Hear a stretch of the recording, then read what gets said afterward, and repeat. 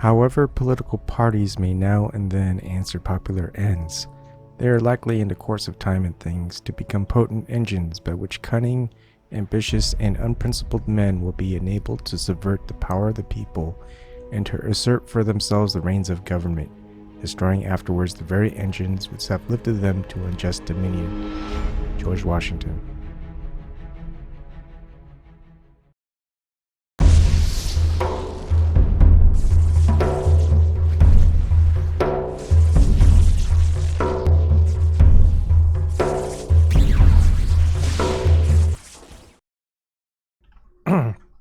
Hey everybody, welcome to the political night, and sorry I started an hour later than usual, and I know I haven't been doing much this week. Hopefully I can do a lot more next week. We'll see. And so those who are somehow new, you can come on in, talk with me and anyone else who joins the Zoom session. Basically, you can keep it political, and then afterwards, when we're done talking about that, we can just kind of talk about whatever. And basically, if no one joins for half an hour to an hour with me talking to myself, I just go ahead and end the stream.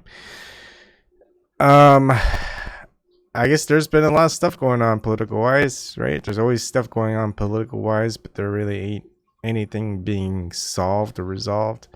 Right, more problems just seem to get created rather than anything else. I don't find that as a big surprise. Hi, Earl Adams. How's it going? So if you are watching on YouTube, the Zoom link is in the description box. If you're watching on vim.tv or Steam it, you can go to either Steam it or vim.tv and you can see the description box with the Zoom link. Or if you just want to request it, I can just go ahead and paste it into the live chat. Whether you're watching from Periscope, DLive, or wherever else that you can't seem to find the Zoom link. Well, as far as this week goes, I've been doing a lot of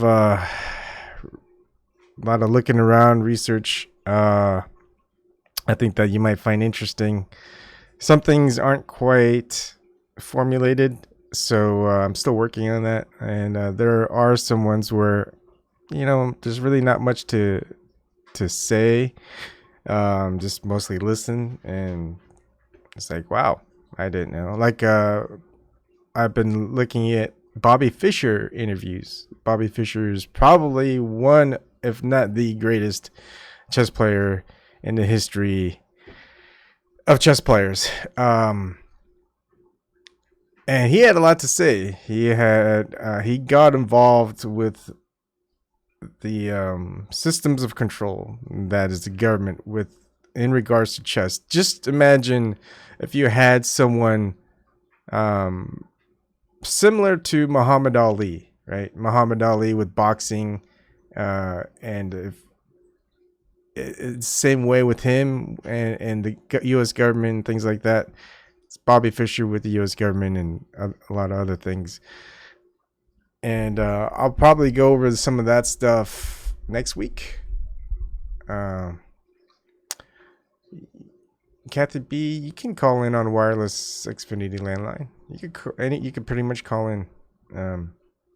If you have connection to the internet, you can connect to Zoom, either through telephone or by just the link of the installation link. So, Bobby Fischer. And one thing I think I would like to share with you, I know this is supposed to be political talk, but we'll get there. What I loved is watching this, and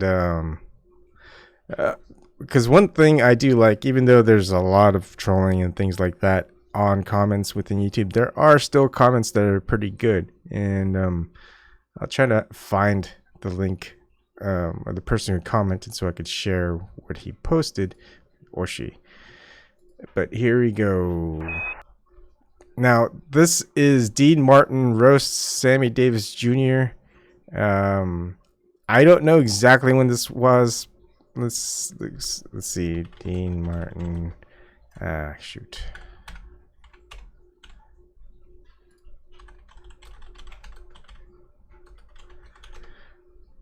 This was in April 24th, 1975, I think.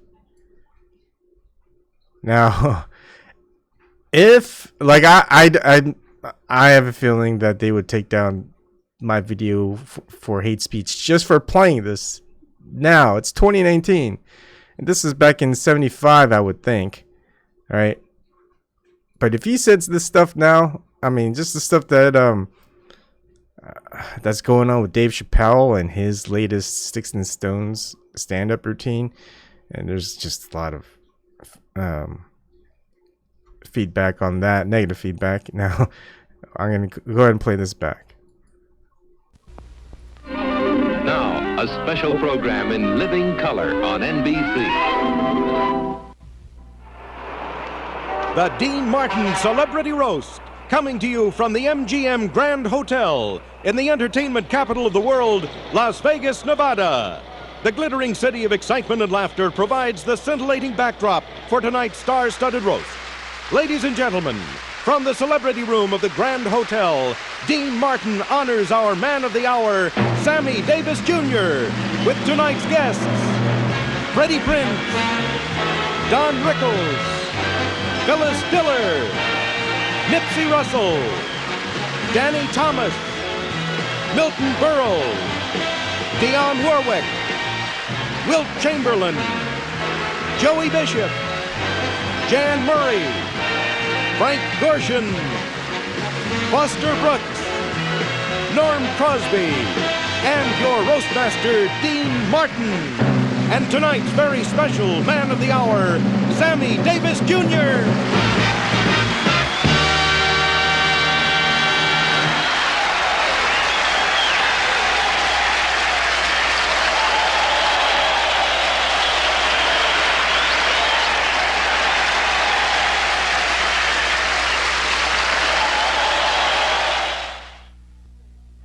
We're honoring Sammy Davis, Jr. And in recognition of one of the great black men of our time, even the NBC peacock is wearing an afro. Yes, this is the biggest night in Vegas since Gladys Knight went to the crap table and lost 2 of her pips.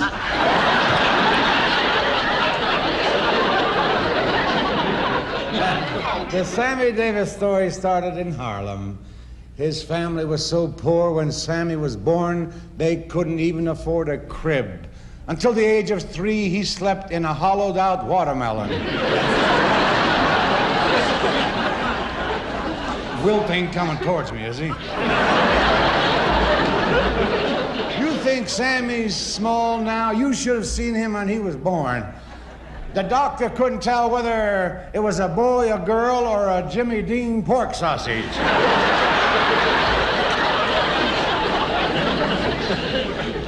As a child of the streets, Sammy was constantly the companion of bookmakers, car thieves, ex-cons, and pickpockets, some of whom are on the dais tonight.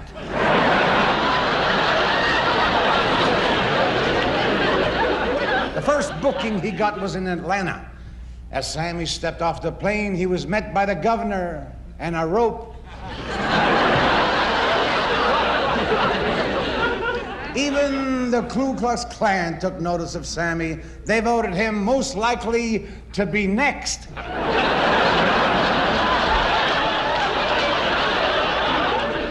He proved that a black man could eat in white restaurants, check into white hotels, date white women, and be carried away in a white ambulance. Ambulance. Not ambulance. Ambulance.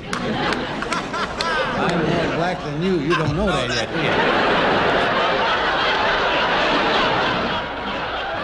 you? Sammy's never denied his heritage. Even at elegant parties in the White House, he still drinks Ripple from a jelly glass. And Sammy almost did a command performance for Prince Rainier of Monaco. But he didn't perform that night because he was a little steamed at Princess Grace. She was wearing more jewelry than he was. That's why. He does wear jewelry. You should have seen him when he came in tonight. He was wearing copper bracelets, coral rings. He looked like a pushcart in Tijuana.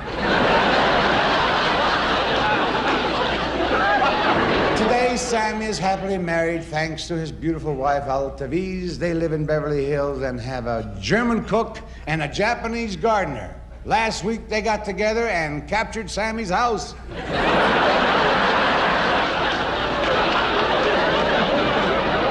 Ladies and gentlemen, not one of the funniest. I think the funniest guy in show business. I love him, Mr. Milton Berle.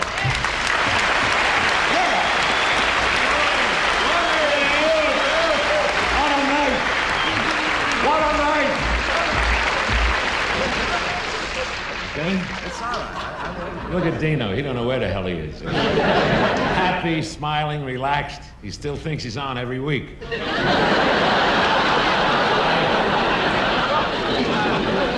Oh, keep drinking, keep drinking. I came here for a roast, and he's fried. This one's burnt to a crisp.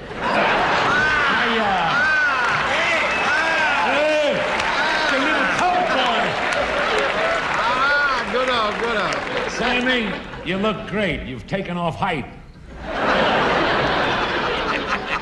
You look beautiful. I bring you greetings, Sammy, from all of my people, the Italians. What the hell? If he can be Jewish, I can be Italian.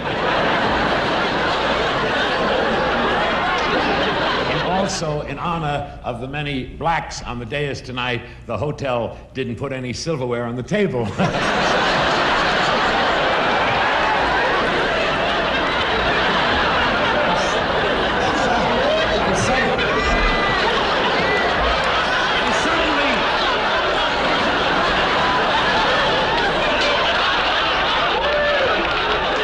I suddenly have a feeling Chamberlain is going to dribble me all the way back to Hollywood.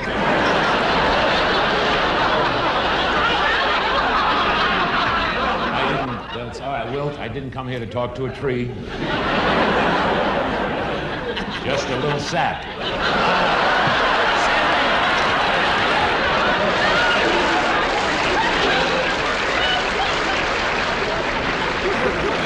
Sammy, you look okay. Are you comfortable?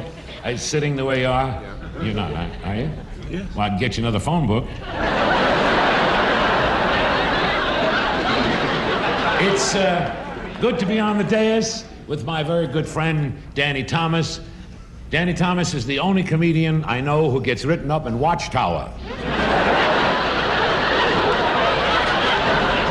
I saw Danny at the Dunes the other night. He did 2 performances, one at 8 and a midnight mass.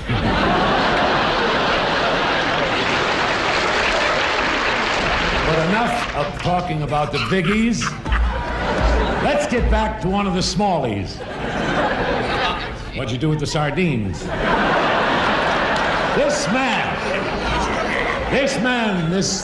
This original model for the Oreo cookie.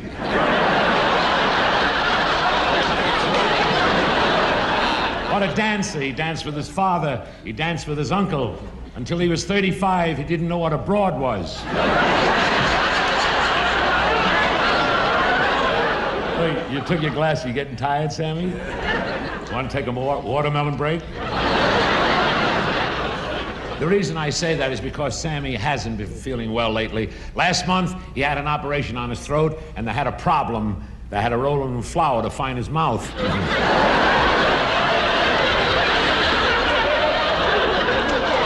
worked hard to get where he's at.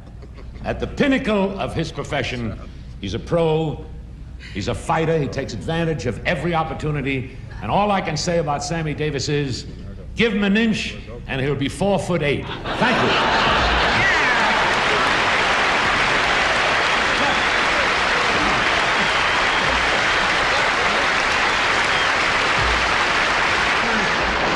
Future Basketball Hall of Famer Wilt the Stilt Chamberlain.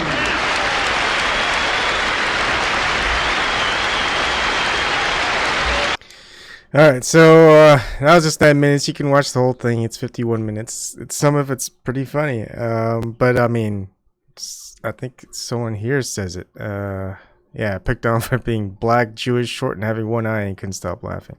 And yeah, he'd make jokes about race, jokes about height, jokes about sexuality. Pretty much anything went, and this was in the 70s. Fast forward to 2019. I don't think you could do this anymore. At least without severe backlash. How times have changed. All right, now let's go to politics. I guess this is a little lift you up, before we get into the depressive stuff, and that is politics. So let's look at news. Gurus. Let's look at the typical propaganda fare. It's nice and cooling down over here in Columbus. That's nice. Now again, if you're gonna go through Google, it will pretty much, the news is usually custom tailored. Although some of it they don't even care. It used to be where you could customize what types of news that will pop up in your feed. I don't think they even have that anymore. I think they got rid of that. Yeah, Kathy, 70s were awesome and also brutal, but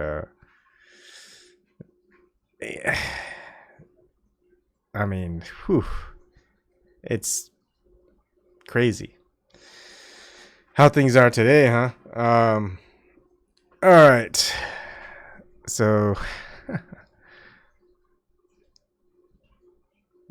even the weather, even hurricanes, it's Donald Trump is involved.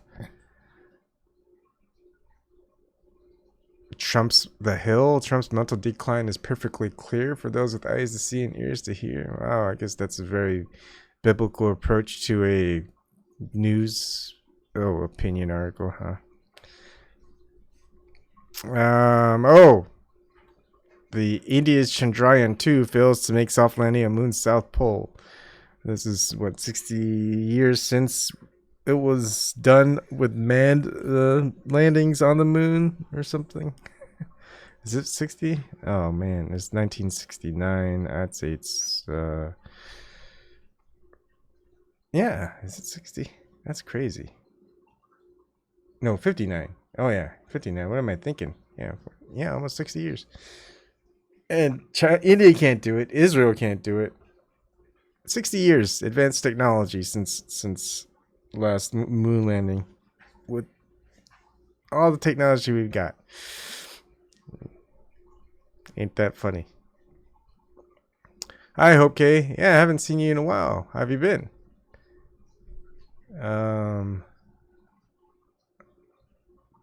You guys can come on in and chat. I think I'll go on for another 10, maybe 40 minutes if nobody joins. We'll see. I don't know how I feel. Problem with the weather being warm or hot, I should say. The basement gets really warm and humid. Flies get drawn to my water, so I can't drink it sometimes. It's just filled with flies. Okay, airlines mechanic charged for sabotaging plane. How'd they catch that? I guess they don't really have politics, huh? Where's the politics? Let's see, talk about politics. Oh, House Judiciary panel. More Trump impeachment. Defying NRA. I heard legislation over in San Francisco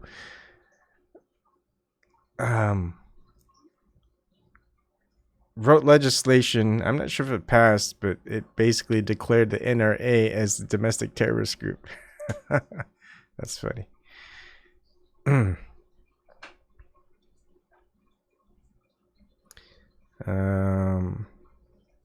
Democratic National Committee votes against virtual caucusing in 2020. I don't even know what that means.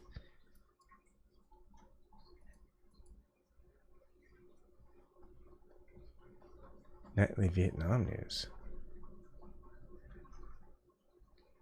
Let's see. Adam Levy, CNN. So let's see what they're going to talk about here.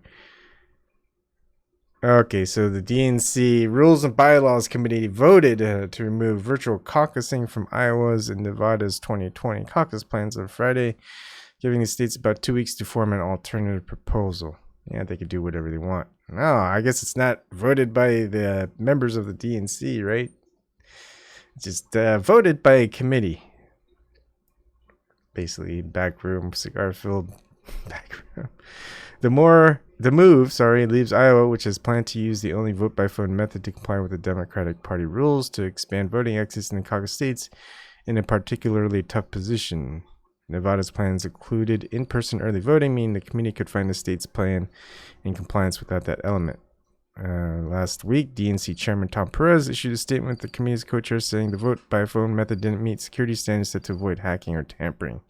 Yeah, because it really matters for the DNC of tampering. Although they tampered with the entire 2016 election by themselves. It's just hilarious to me. I don't know about you guys. Hey Shirley, how's it going? Oh my goodness, Shirley, you gotta come on in. You gotta tell me the news because I don't want to read CNN. It's just funny. Whatever mainstream news source I read, it's just hilarious to me. Sad but hilarious. While today's decision is not unexpected, we are still disappointed. Iowa Democratic Party Chairman Troy Price said in a statement after the vote, "We continue to have confidence in the abilities of our vendors to enact this process. But if the DNC does not believe the virtual caucus can be secure, then we cannot go forward. With less than 5 months to go, we are continuing to explore as quickly as possible what alternatives may exist in order to securely expand accessibility for the 2020 caucus." Yeah, I mean, because like banking by phone or banking by internet is just so insecure, you know? Like anybody can just go in and call and have access to your bank. Oh my gosh. All right, thank you. Whew. I don't have to do this. Oh, Eric, how you doing, Eric? Long time no see. Hey, how's it going? Good. Looks like you got, I'm not sure if that's a beard, you got the little stash going. Oh yeah, I've been so busy I haven't shaved in a while. That's fine. But like with like Hurricane Dorian thankfully passing us, I feel bad for the people in the Bahamas. Yeah. Good thing they I wish it didn't hit them and just get the fuck up on out of here. Yeah. That's what it should have done. Shouldn't have been slamming in the Bahamas. Fuck Hurricane Dorian for fucking doing that. Yeah. Fuck you, Hurricane. Well, Caribbeans always seem to get the most the brunt of all the hurricane damage. Typically, yeah, it sucks. But at least it kind of died down once it hit the mainland, right? Yeah, I had to pack. Like each time, like a very very strong hurricane comes, I pack up. I pack up my stuff and pack up my room. So I've been unpacking my room for like since Wednesday. Since I came back on Wednesday, Mm-hmm. I left on a Friday. Packed up my room. Packed up the stuff I was gonna use. But I did, I kind of had like some recordings and for, my games and stuff, but I just wanted to make everything portable for the time being. But now I'm back at home. I mean, still a little unpacking to do. I have a few things left. I've been working on my room for the past couple of days of, what to do and whatnot. Yeah, just looking around. Also, I got new sunglasses. The old ones broke.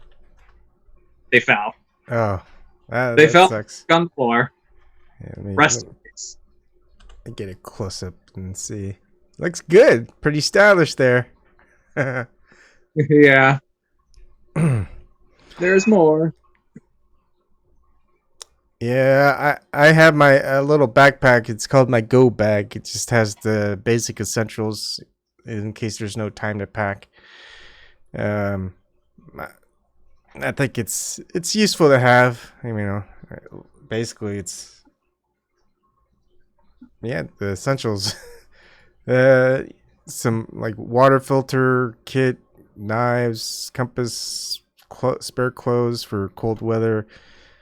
Uh, First aid kit and some foodstuffs to last for a while. So, it's not like a lot of stuff, but I think it's just good enough to survive for a week maybe with the family. And that's just one bag, just at the ready to go. And but yeah, everything else that I've got here, it's like not important. It's I like the stuff that I got, but it's no use for you when you're dead. Bro. Let's see. I'm just looking at chat. I'll go ahead. Shirley will be joining us in a while. She's doing her laundry. Kathy B. I woke up, in quotes. Realized I was really alive on my first plane trip home alone in 1972. I was sketching my knee-high boots and still had to sketch I am alive scrawled in ink.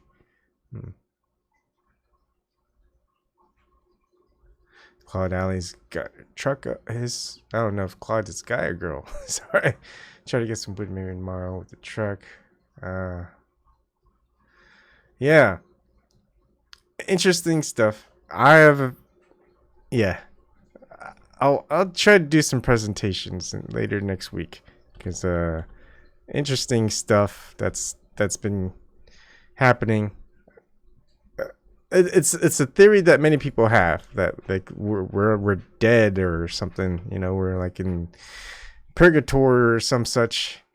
Certain people, I'm not sure who, why, or if there's a consistency in that, but I don't know. That's always these conspiracy theories are very fun to go down, even if they're just just a theory. But of course, we do know conspiracies exist. Just like the Arthur myth with Michelle Obama. I had to go and mock the birther myth. The whole birther myth thing. Now it's like, what can I just think of something? What would be next? Oh, girther myth. I was like, why didn't anyone fucking think of that? When it comes to comedy, and when you go and mock stuff and make fun of like the whole everything is okay, and it's either everything is okay or nothing is okay. But when it comes down to 2019, everything's still okay. It's just people just don't want to be okay with like certain jokes that might go and offend people. Here's one thing when it comes to jokes. I'll give a joke, a shot, even if it's like, to me, I know people have like a different interpretation when it comes to joking. But when it comes to comedians, like when you showed what you showed earlier, that was pretty funny. I was laughing. I was listening earlier, and I was making myself some food. So I was like really, really hungry. I was listening and I was just sitting there laughing because to me, everything is okay though. Yeah. People say, well, I guess they're, I don't know, they try to pretty much make reasons for why they're accepting the bad jokes, especially if, one, it's a roast, and two, I'm pretty sure it's from people you like in Hollywood that you're at. I think at that time, like Sammy Davis can choose a couple people that he wants to roast him, so it's also people he likes, people his friends and stuff. So if they didn't want to do it, they didn't have to, and if they wanted to make jokes, they didn't have to make those type of jokes. But it's all good. And I think in friendly settings, certain friends, not everyone, but certain friends, they're okay with just ragging on each other, just saying just horrible stuff to each other because it ain't true, that type of thing. Yeah. But these days seem to be a lot different. And isn't that weird? I mean, it's like it's just over like, 40 years. Sorry. No, go ahead. Like with me, I just see it's like when it comes to jokes, I don't get why people are so uptight. I mean, like people was like really, really fucking uptight on that Dave Chappelle special. I mean, he said a lot of things. I mean, I was sitting there laughing even at the most fucked up jokes because, like, when it comes to humor, I really like South Park. Mm-hmm. Like, especially the older stuff. I mean, that shit's like really, really funny. It's like some of the new stuff, it's like hit or miss for me. It's just, it's like when can people get out and just like playing it safe with jokes? But we could just, here's like one thing: everything is okay. It's just you have to make, the joke. It has to have that right raw power to actually go and make sense. That's why I like satire, because you could just pretty much mock and joke anything, whether you like it or you don't like it, and just pick a subject. You can go and you can pretty much say whatever you want. I mean, even if it sounds like, completely politically incorrect, or whether, it could be, a racist joke, or it could be a, joke about like with me, since I'm a disabled person, I even like mocking myself, and, I could come up with something that, can make me laugh, and it doesn't, hurt my feelings or anything. It just, emboldens me to actually, hey, I respect the First Amendment right in the Constitution, and it just made me go and respect humor, jokes. I mean, I know when people are just, want to just, be assholes, but I could just sit there and laugh at the berating shit that they would say. Yeah. And yeah, that's the other thing. People usually know when certain jokes are meant to hurt. And with certain people where creativity is a thing, I mean, trying to make jokes that are like non-PC is kind of a creativity process, just how much of a bad joke or mean joke can you make, to your friend to make him laugh, yet, it's like, man, that's just so wrong, that type of joke. Those jokes can be pretty funny, but it's just creativity process as well. It's like I'll take a turn and make a joke on you, and you can take a turn and make a joke on me, type of thing, Like with me, I'm completely fine. I'm completely fine when it comes to jokes. Even even I have people would say something so like, oh my god, I could just sit back and laugh. Yeah. Political news. I know people are chatting about Hillary Clinton, but Hillary Clinton's got news going wild. I mean, let me go and switch over to there.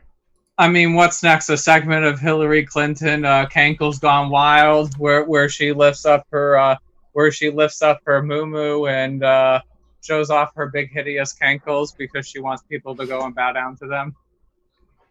Yeah, I mean, she gets a lot of news for someone who's not running. Celebrity, it's all propaganda relations. She's basically like a political celebrity.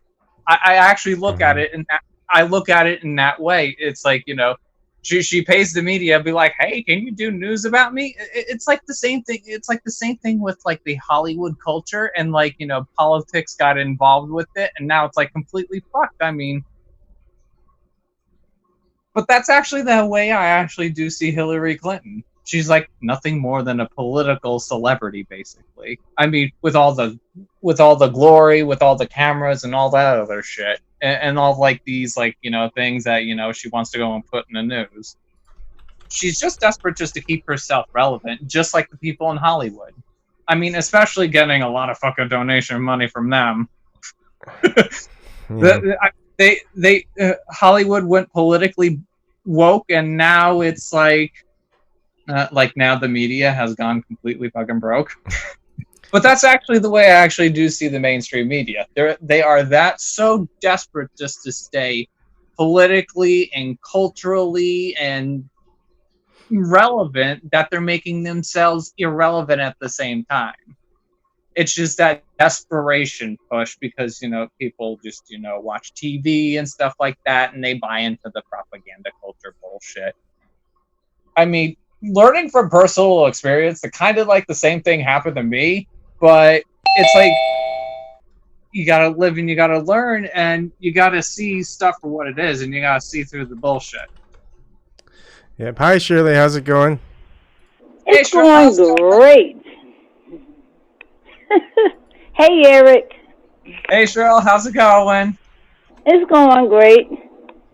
Hey, did you guys hear that the former First Lady of Honduras was sentenced yesterday to like 58 years in prison for corruption? Whoa. And you know who they tied to? Remember, Which country? Hillary, Honduras. Remember Beta Cateras? Because she said, if something happens to me, it's Hillary Clinton. Now, when Hillary Clinton was in the State Department, she did a coup on the democratically elected president. People went in his house to his bedroom while he was in bed and took him out to another country. And this former First Lady and her husband were put in office. Who's that guy again? Sorry. I don't know what the president name is or her. But it says First Lady Rosa Elena Bonilla. Lady. Yeah, she only 52 years old. She was taking funds from children that's supposed to be used for that. And Hillary did something. Y'all gotta catch Kip Simpson on YouTube. He breaks all these stories because that's how I found out. Because a lot of Democrats are going there. Because today, a Democratic mayor, I forgot what city it was, he just got arrested again for corruption, tied to the Clintons. A lot of them are going down. Even our former sheriff here in Philly, Sheriff Green, he going to prison. He's old, too, for corruption. Supported Hillary Clinton. Damn. A lot of them are going down, but the big dog's not going nowhere. Oh, yeah. They're not going to go down. Oh, they should fucking go down. Fuck that. I mean, it's like they don't hold these. They don't hold like the highly powered and the big responsible. They should. I mean, and I don't think Barr is going to do anything either. With me, I'm just gonna see what happens next because like you just you truly never know. But like, you know what? Because here's one thing: they better do something, or people will go out on the streets for this kind of shit. You know what?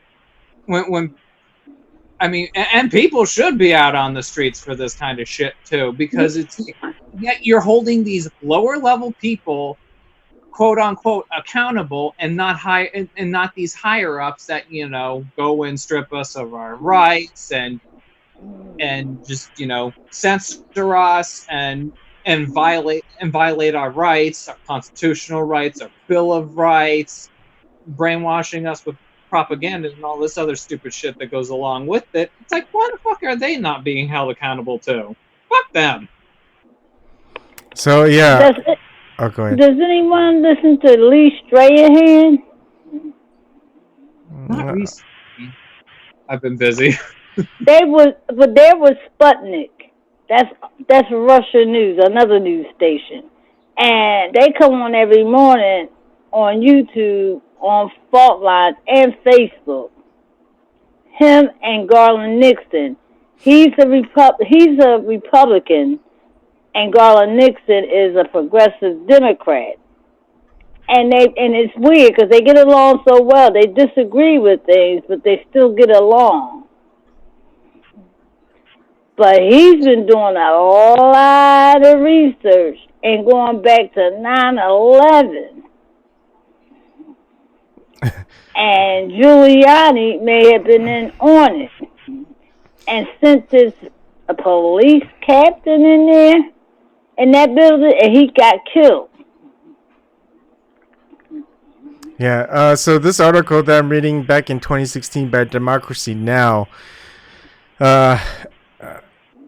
Beta Caceres, I think, she got assassinated, and before she got assassinated, she spoke critically of Hillary Clinton. Yep. Oh, Because she was an environmentalist. She won awards for that. Because she was stopping them corporations from coming over there tearing up their country with their environment. Yeah, she won the Goldman Environmental Prize. Yeah. I didn't know about this at all. Oh, you didn't? No. Oh, man, I knew about that when it happened. When she got assassinated, like, oh, my gosh, she was in her house, and there was another person that got injured, too. But she got killed. They made sure she was dead. Wow. Because they did a coup there, not just the Ukraine. Everybody want to keep seeing Obama as a messiah. Fuck him. Oh, yeah, fuck him. He's not a messiah. And my people, I'm just about sick of them. Because they just still love it. Oh, they would have said it on the news. I said, it is when you wake up. He passed a law where they can give us propaganda, and that's what they're giving you.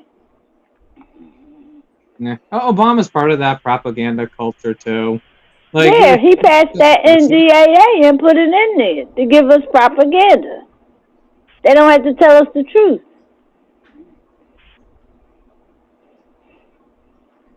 Do y'all know the California fires are going on again? Oh, shit. Yeah, in Southern California and Northern California. Oh, God. Yep. I don't know how it started, but it's going on now.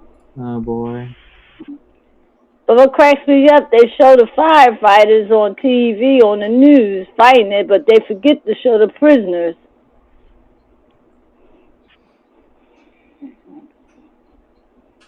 Yep. Because I know the prisoners out there fighting them damn fires, because they already said they only have 300 firefighters. So I'm like, well, who else you got? Because there's acres of land being burnt right now. I feel bad for those forests and the people that are surrounded by those communities as well. Yeah. It's a shame. I mean, what's funny is the Berta Caceres, I wish I could pronounce her name right. She's been doing her... Yeah, Caceres. She's been doing her activism for a long time. Yeah. Yet only when she spoke out against Hillary Clinton, they decided to assassinate her. Yeah, a real woman spoke out while the Cankle Queen gave the evil order, allegedly. Yeah. You know what you really want to call her, Eric, but we ain't going to do that because we might get banned. Banned by who?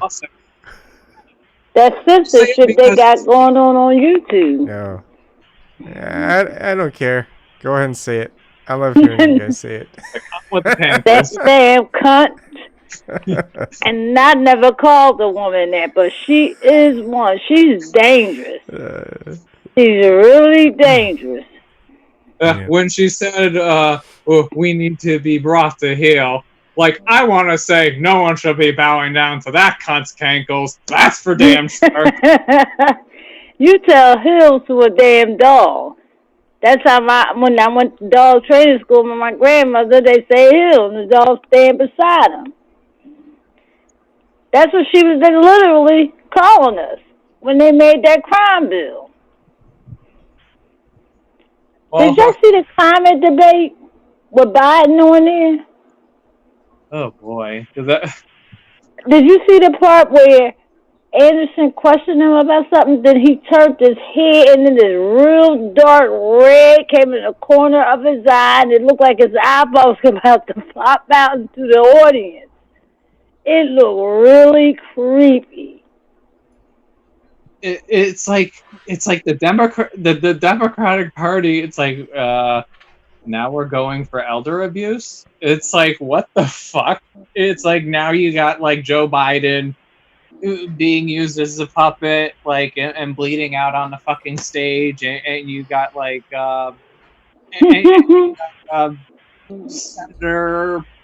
Senator Pocahontas telling people to, you know, get the sprinkler get the sprinkler system ready. I'm gonna do a rain dance and claim that I ain't gonna do a rain dance for everyone in the debate.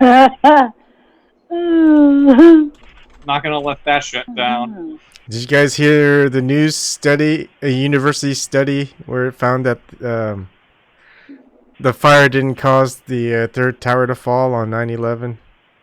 Oh yeah, I watched something on that yesterday. Who was that? Do anybody watch the Colbert Report? The Colbert Report on YouTube, not the one on TV. That? You mean from a long time ago? Yeah, because he has a YouTube channel. Who? Not the one on TV now. Yeah, he used to be. Yeah, Stephen Colbert used to go right on after the Daily Show with Jon Stewart, the Colbert Report back on the Comedy Central channel. On TV, but this, I think he said pronounce his name Corbett. But the Corbett Report? Oh, I see. Never mind. I'm thinking of something else. Yeah, the Corbett Report. Go ahead. He played this guy. It's this company called UL.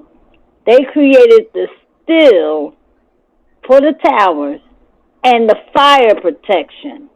And it was the guy last name was Ryan.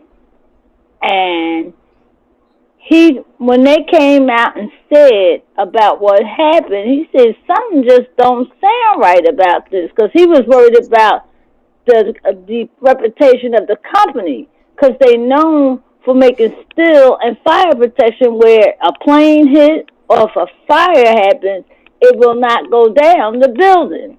Mm-hmm. So he contacted top people in his company, and they were like, everybody was paid. Everybody was paid off. Because I kept saying that's a demolition, that's an implosion of a building, because I saw the projects here being imploded. Even the old Sears corporate building here, not by far by me, it was imploded in. That was a bomb set in. And he said, when I found out that they took the steel away and threw it away from the towers before they did the investigation, he said something really went fishy. Really went fishy, because they said that building was not supposed to fall like that, especially the 7. And he lost his job. He got fired for telling the truth. Mm-hmm. And he went around making money speaking and stuff in different organizations and things. I don't know. He died. He's dead now, but he was very vocal about it, though.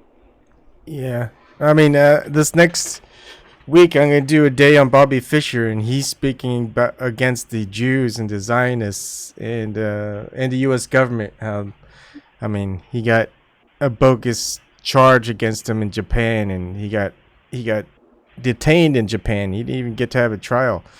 And then he got extradited by Iceland, and he got a citizenship there. And he died a while after that from like kidney failure. But I doubt it was natural. But he said a lot of things, and he was like his IQ was kind of off the charts. He was like a chess genius prodigy. You know, he was probably one of the best chess players of all time. And So he got into a lot of conspiracy stuff, and he's pretty much right on. Pretty interesting. Just revisiting him because I mean, I was kind of a fan of his when I was young, and looked at a lot of his games, and he disappeared. Yeah, I heard of him, but I never really looked into him. So that's what I'm just gonna just showcase next week. I like to learn anything new, just like I saw on Fault Lines the other day. They had this Orthodox Jew, and he said they're trying to indoctrinate all the Jews to become like the Zionists. He said the Jewish religion, Judaism, is a religion. He said somebody told him a joke one time. He said one time Netanyahu was with the Pope. The Pope, the only one that had on a yarmulke. Netanyahu didn't have on one. They don't believe in religion. They're the Zionist group. The real Jews, they even protest against them. And then I saw a video of former soldiers that was in the Israeli army. They not even helping treat them with PTSD. Because one guy, he shouted out at a hearing, talking about, I need help. I killed little kids. I feel sorry for what I did. They're not even helping their soldiers. They're former soldiers. Wow. And this one woman, she got out of joining the military because you have to join when you turn 18. And she told them she's conflicted because she feels sorry for the Palestinians, what the Zionists are doing to the Palestinians. So they didn't let her in the military. They make them people out of killers. I forgot that guy's name, but I saved the page that he gave me on YouTube. He don't do YouTube videos, but there are other Orthodox Jews on there talking about what the Zionists are doing. That's a Zionist government. And their APEC is Zionist for America. Yeah. So it's just a governmental thing. Like, basically that's what it is. A government. Yeah. Wow. Yeah, you never seen him wearing yarmulke. He's not religious. None of them Zionists are. They're not the real Jews. And they call everyone anti-Semite. They even call this Orthodox Jew an anti-Semite. He's not an anti-Semite.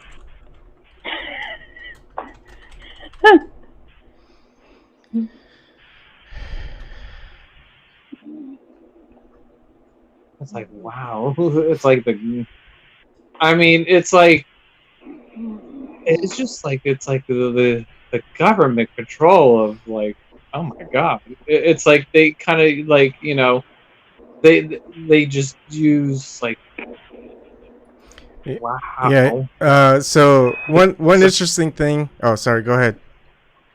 I didn't mean to interrupt you. Do they have a deep state of their own too? Oh, Israel got 187 spies here, and John Kariuki believed that was the Israelis that took out Epstein. So here's a little brief preview of Bobby Fischer. So Bobby Fischer's mother was Jewish, and the Encyclopedia Judaica put his name in there, and he put in 1984 he sent a letter to the editor of the Encyclopedia Judaica demanding that they correct their mistake and remove his name from future editions. He's saying, gentlemen, knowing what I do about Judaism, I was naturally distressed to see that you erroneously featured me as a Jew in Encyclopedia Judaica. Please do not make this mistake again in any future editions of your voluminous pseudo-authoritative publication. I am not today, nor have I ever been a Jew, and as a matter of fact, I am uncircumcised.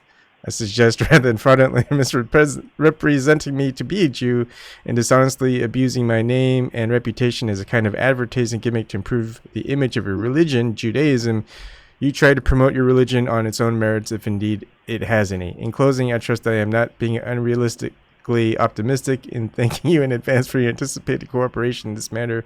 Surely yours, Bobby Fischer, the world chess champion.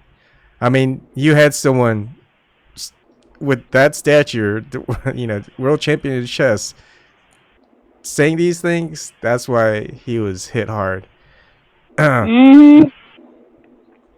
So, Yep. that's why I want to revisit Bobby Fischer, because this is stuff I didn't even know. I was like, what happened? I never knew about any of this stuff. So,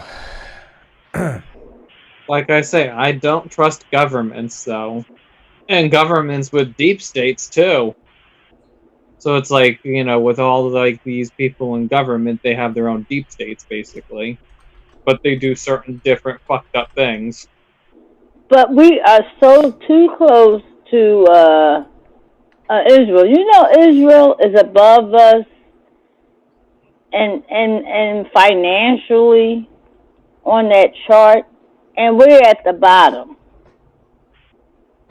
We borrow from the Federal Reserve every year to give them money. Yeah, so another thing with George Washington, he's like, we shouldn't be in debt. Our first president of the U.S., political parties, we shouldn't have political parties. We shouldn't go into debt. All this stuff. It's funny because a lot of the founding fathers just kind of knew all the stuff that gets you in trouble. They stated it. And it's crazy because Israel, they put the money back into the Federal Reserve, and the bankers in Israel are still making money, and the U.S. not making any. Mm-hmm. Oh. It's really sick. We give them hundreds of billions of dollars a year. They don't need the money. I heard they got one of the best Arabic teaching schools in their country. Yeah. Well, guess who's given most money ever to the Israeli government? Which president? Donald J. Trump. Yeah, he gave more than Obama. Mm-hmm.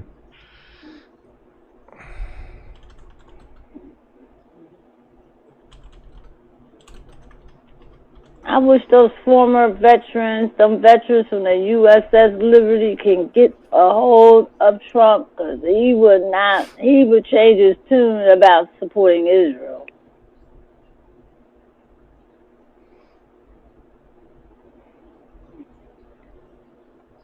Evan, you just say something? Oh, no, I'm just nodding. Oh. Because they the ones that hit that sub.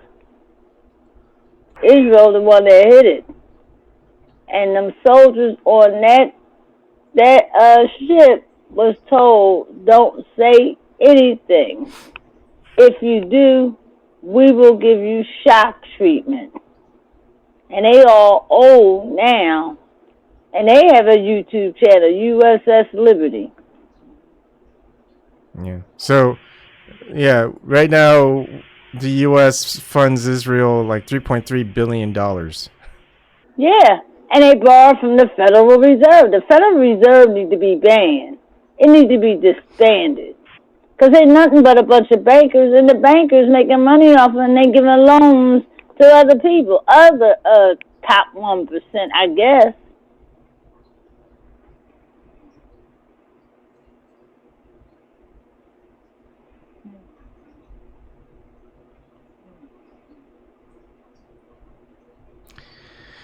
Yeah.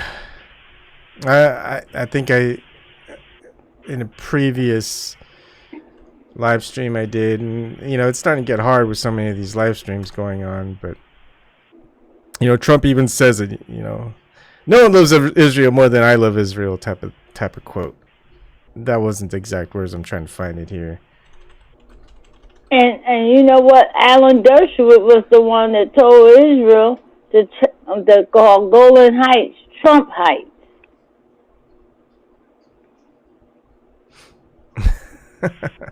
Lee Strahan did research and found that out. They part of some kind of group, and they had this special looking flag.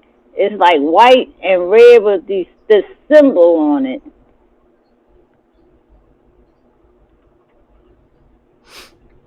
Yeah, a lot of symbolism. Oh man.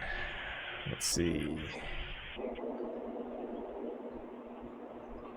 And I want to talk about that goddamn Jay-Z right now. Oh boy. All right, go ahead. I knew what he was doing because he ain't for the black community because he didn't do nothing for his own community. He sold them out when they put that stadium over there for the Nets. Talking about, oh, y'all gonna get jobs and stuff. They pushed them people out of there. Grandmothers that lived there for decades. Well, anyway, he said, oh, it's time to stop kneeling. What we got to kneel for anymore? I'm like, wait a minute. Why are you with the NFL and you told everyone else don't perform at the Super Bowl? You talking about social justice. And then he don't need to talk anymore because when he said the problem with us, well, we come from single mom homes. And we got boys that are angry because their father's not there, and then they get approached by the police, and they like, fuck you. And I'm like, the way this motherfucker came grew up at, because we were all sat there and taught how to act when the police approach us. And he didn't even say nothing like that. He just made it seem like we angry, we always, because I don't think Sean McDonald said fuck the police. And they shot and killed him 16 times. And Tamir Rice, he didn't say that. He didn't even get a chance to say nothing. He was shot and killed. So I'm like, now they gave money. The NFL and Jay-Z donated $400,000 to some groups. And both of them are affiliated with All Lives Matter. Why would you donate to a group that was against Black Lives Matter? They support the police. Yep. You're selling out your people. And it's not looking good for him. Because the black community is really getting pissed with him. But some people still idolize him. People need to stop idolizing these people. Stop with that identity shit. Damn. Hey, it's called a personality. They love him.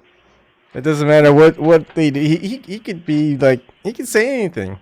People be like, oh yeah, that's either they love him for saying it or they go, oh, that's just him saying what he says. I liked him when he first came out, but after a while I started seeing he was changing. I said, he's becoming a capitalist. Yeah. Him and his wife.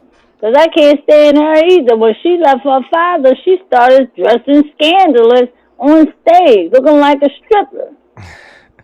And she's not a great singer or a performer. She's just whipping around like a stripper. She just don't have a pole. To me. Or a wrecking ball. Yeah. Shit.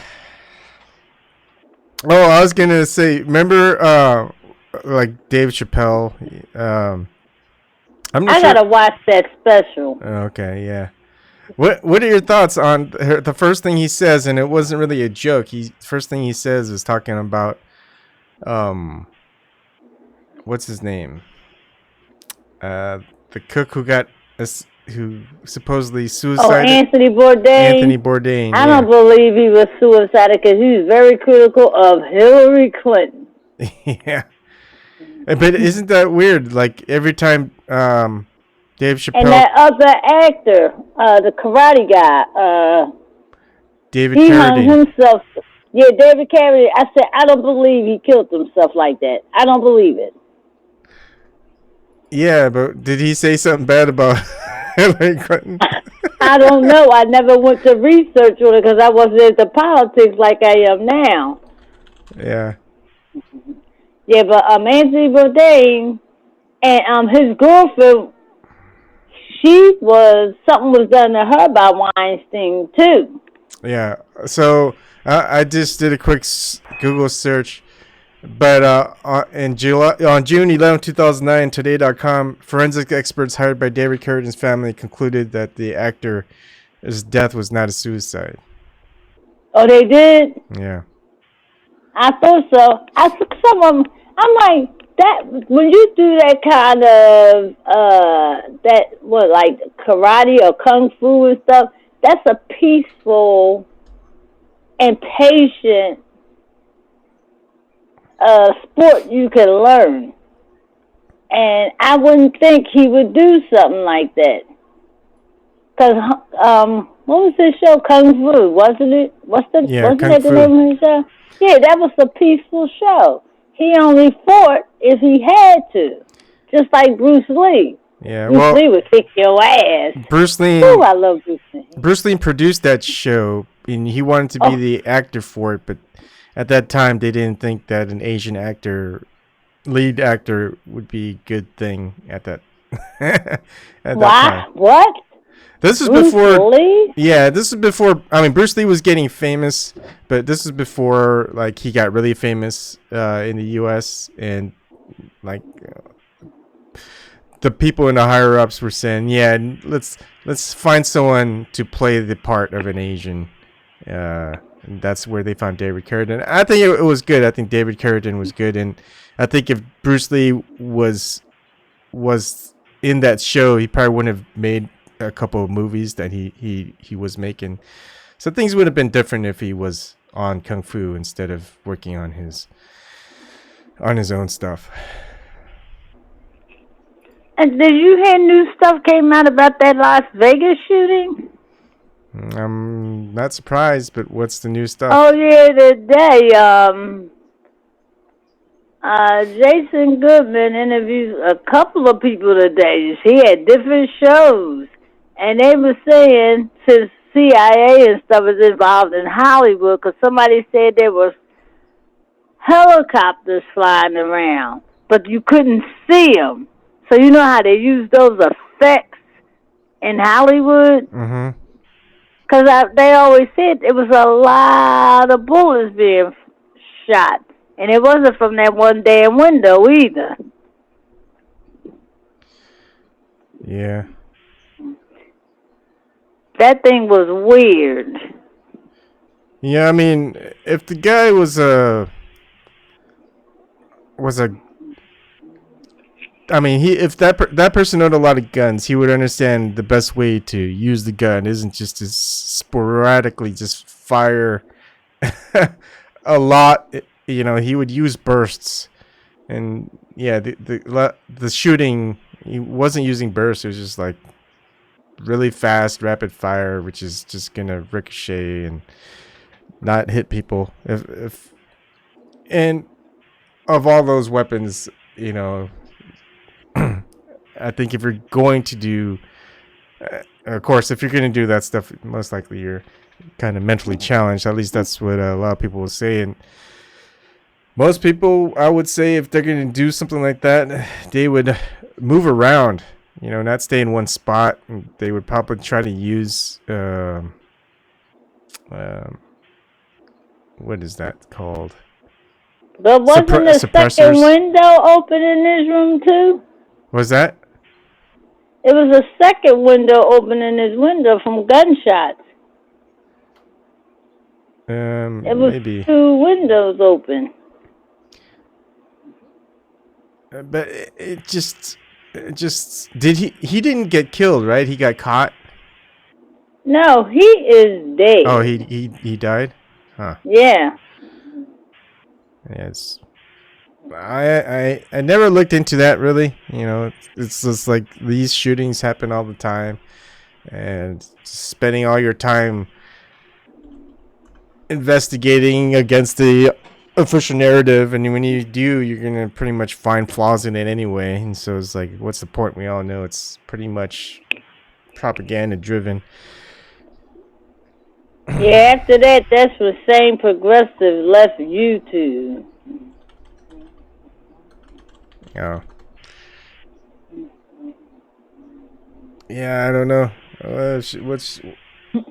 What's going on with her? She's probably just living her life. It's kind of good. I mean, yeah. There's some people. I mean, it's not like people go and find people like her and just go, yeah, changed my mind. No, it's people who've changed their mind on their own. They listen to people like her, just like anyone else that we listen to. It's just we find someone going, oh, okay, yeah, finally someone's speaking about this stuff. That's good. But it's not like you listen to someone first and you go, okay, this guy changed my mind, or this gal changed my mind, and so it's just kind of hard to find. It's hard to, I guess, stay on the, I don't know what you would call it. Stay visible, I guess. Just keep on pushing the anti-establishment narrative type of thing. Yeah, 'cause one time she was really scared. She showed this black car outside of her house. It was snowing. That car was clean as hell. Not a drop of snow was coming on it. And she like, I think I'm being watched. Mm-hmm. Yeah. I mean, we're that's not a surprise. I'm pretty sure I'm being watched too. It doesn't matter to me. Well, you had the FBI visit you one time. Yeah. Because my husband be worried about me. He said, sure, you be talking all that stuff on that phone. I hope the FBI don't come here. I said, I'm not doing nothing wrong. This is First Amendment right, freedom of speech. Yeah. Yeah, I mean, it's like, and also when it comes down to that, it just proves that they're afraid, though. 'Cause to tell the truth, those people in power, they're truly cowards. Yeah, they are. They're a bunch of pussies. That's all I have to say. That's all I have to say.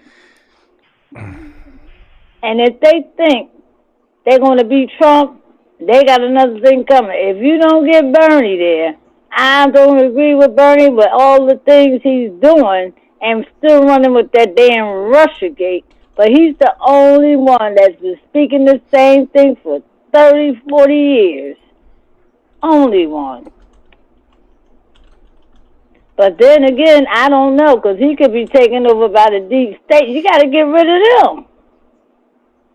And Trump got some nasty people around him. I wouldn't trust Giuliani. Yeah. Pompeo, Bolton. I heard something that he's talking about he want to get rid of Pence.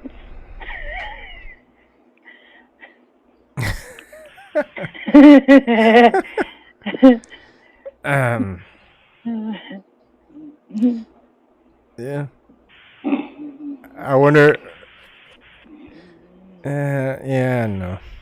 It's just because he talking to people like his true supporters, like he's draining the swamp. No, the hell he's not. He's bringing the swamp in.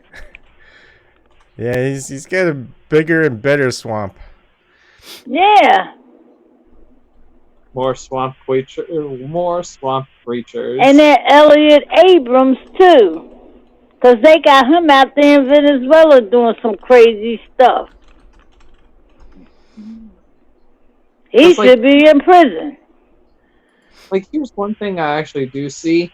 It's like, because like with me, it's like I see all this talk but no action. I was like, when I see action, I give credit where credit is due. That's for anyone. But when I see action taking place of what should take place anyway, then that's where I'll give credit where credit is due. Like with me, I don't care what I see, so I'm not voting. Oh, I'm not voting for nobody. Even the Green Party is not good now. They trying to side up with the Democrats. Well, the Democrats pretty much took over their ideologies and pretty much just trashed them and ruined them. And they trashed that Green New Deal. Crazy, batshit crazy. Or even being paid by the DNC to sound fucking batshit crazy. Because I don't trust that. Because they didn't like Jill Stein either, did they? They didn't like Jill Stein at all. Damn. had no one to turn to. I watch Ron Paul, his Liberty show on YouTube every day. I mean, he's just making common damn sense. Yeah. He just don't understand what's going on.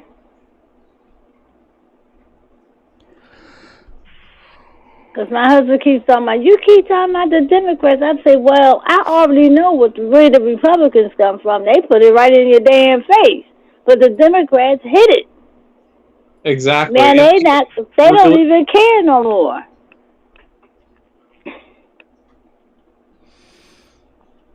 Yeah. And they're doing it now. They're rigging the election again. They keep pushing Biden polls, the numbers up. That's a lie. And Warren's numbers. And Tulsi doing better than Yang, Beto, and Buttigieg in the polls. You mean Gay Buttigieg? I call him Gay Buttigieg, referring to as Gay Booty. Y'all better watch what y'all be calling. You know certain names you can't call them. Remember David Chappelle said they to protect their community. Now they more protected than black folks, and which they are. And yet they support a political party that claims they're going to represent the LGBT, but they take money from foreign countries that go and stone gay people and throw them off of tall buildings. Yeah. I don't want to hear any fucking bullshit from them. I was like, you're basically supporting the party that goes and stone gays and throw them off of tall buildings, and they don't seem to give a shit. I call that shit what it is. Fuck it. I'll call out any group. Yeah, because like with me, I don't want to hear the virtuous, oh, you said an offensive gay joke, but yet you support and vote for politicians that claim to represent the LGBT, but they take money from foreign countries that go stone gay people and throw them off of tall buildings. I don't want to hear any of your virtuous bullshit. Oh, also, they get money from Raytheon, too. Raytheon. Yeah. Yep. It's corporate. Deb Piana, she even mentioned it because she's gay. And she said she ain't part of that crap. She said that crap is corporate. She said the police wasn't our friends. They got the police protecting them. Look at them floats. We ain't have floats like this. This is corporate. And when the day of their Pride parade, she said they went out and fed the homeless. They put videos on YouTube and Facebook. I can understand, with pride and stuff, being proud of who you are. Just be a human being. Just don't be like going like, go like have the, I agree. I agree. Just do something good for communities, not just go and like praise yourself with this corporatized propaganda and bullshit with the propaganda culture. I mean, yeah, go ahead, Eric. It's like if you want to do something good for communities, yeah, I actually do agree. Just go out and like be human. Just don't like be like a narcissistic, like narcissistically proud of just based on your own identity. I mean, that's how the identity politics get in, and the politicians, and they just use and exploit these groups for opportunistic reasons so they can look moralistically virtuous. I mean, that's like I actually really don't like don't like the parades. I mean, yeah, you could be doing better shit. You could be like, picking up trash or like you said earlier, feeding like the homeless. It just shows that, you have a human side, just like not based on sexuality. Just be a human being, just like normal people. I mean, it's just like you have to come out and proud because of not acceptance. I mean, it's like, why would anyone care about like this whole acceptance thing? Like with me, I don't care about like any kind of like acceptance whatsoever. I just want people just to treat me based on just getting to know me and actually talking to me, and also doing other shit too. But last weekend, was it the weekend before last, they had the straight pride parade. And here come that Antifa. I don't know why they not put on a terrorist group, because they horrible. They put acid and bottles, throwing it at people and the cops. They're It's protected. like, what's with the fucking violence? It's like they should stop being fucking violent or being paid to be in a violent the fucking extremist because Yeah, of they its were, they derangement. were created by the Democratic Party to go stir up stuff at Trump rallies.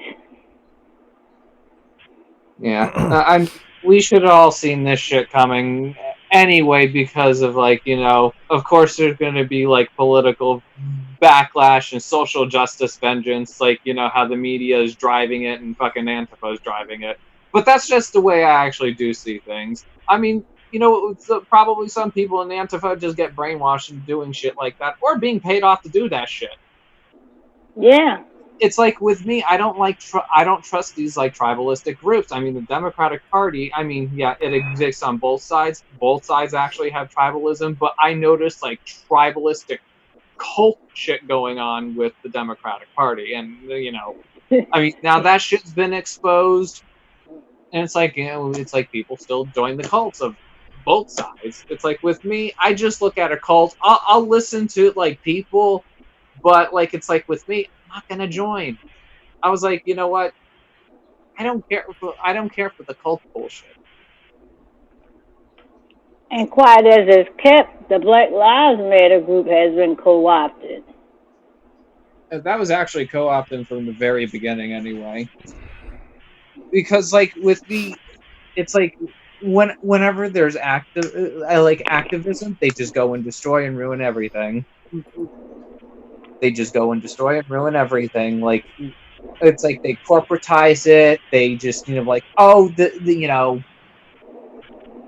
oh blame it on this, blame it on that, give it this label, give it that label. We'll make ourselves look moralistically superior and be virtuous and just look stupid at the same time, but we feel good about ourselves instead of actually taking care of actual real fucking real fucking communities that that includes everyone. I mean, if people just want to be separate and just be left alone, let them. If people want to get together as a group and actually do stuff peacefully and just mind their own damn business, and that's fine. But without any kind of violence, without any kind of bullshit or drama or any politicized crap. With me, but I see it with every single every single community. I know not all communities are bad, but there's just some that just become so tribalistic and cult like. It's like no wonder why people. It's like they're driving real people away. And I listen to a lot of people when they talk about this. It's like why join this community when they claim to represent you, but they really don't. I mean, it's the same thing that I see with politicians too. It's always been like that with them. Mm.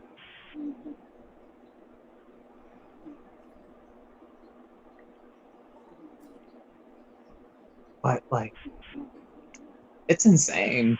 And it's like you want me to go and claim to go and represent it, and it's like, yeah, I get what you mean, but it's like, I mean, there are different ways of actually doing things instead of the tribalistic bullshit, because I can't stand the tribalistic bullshit,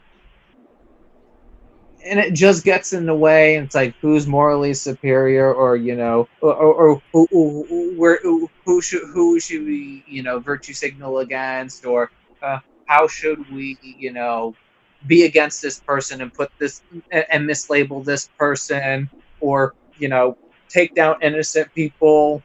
I mean, I just get sick of this shit. And you guys, you know what? I believe Ed Schultz was murdered. Yeah, I know. You told me. I think so too. I wouldn't be surprised. Yeah, 'cause he was on vacation about to go back to work, and all of a sudden he found dead in his sleep after he called out Hillary Clinton, Andy Lack, the head of MSNBC, and said the fix was in. They was all for Hillary, 'cause Chuck Todd held a fundraiser at his house for her. Reporters not supposed to be doing no shit like that. And the same thing with George Clooney.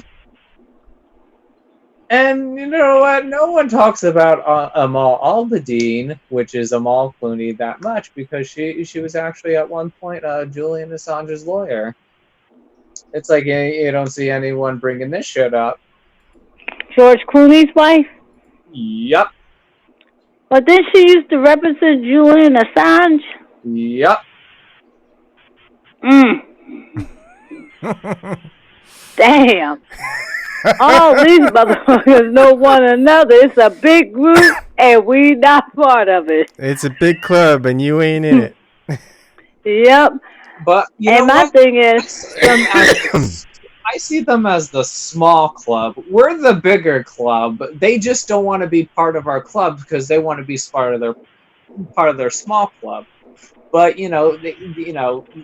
I just see it as an ivory tower. I mean, it's like, yeah, I don't want to be up on your fucking ivory tower. I'd rather be on the ground mocking you from your ivory tower. That's how I am.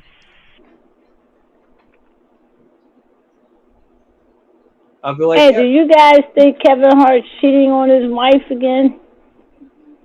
Yeah. I mean, why not? Because their accident don't sound right. His bodyguards come pull him out the vehicle and take them away. Nobody called the cops till 2 hours later and left the victims in the car.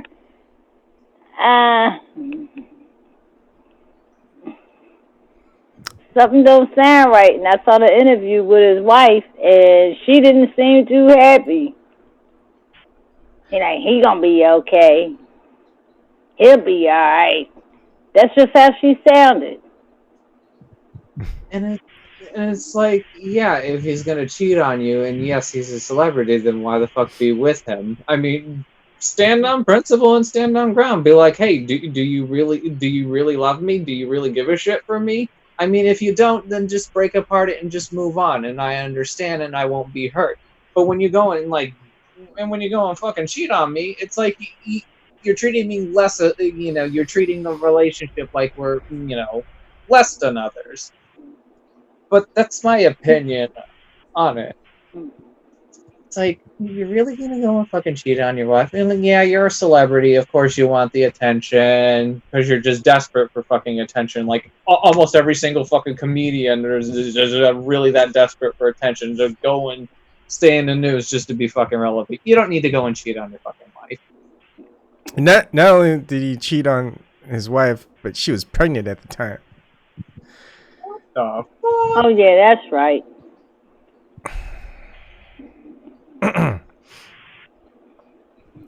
Yeah. So.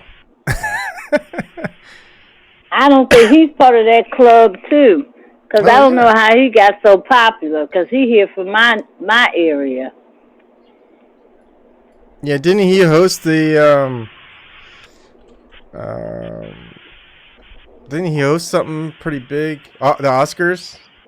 No, he was supposed to host. He didn't host because the LGBTQ community, he went back to some old jokes he made about him because he said something about his son being gay, and I'm like, really?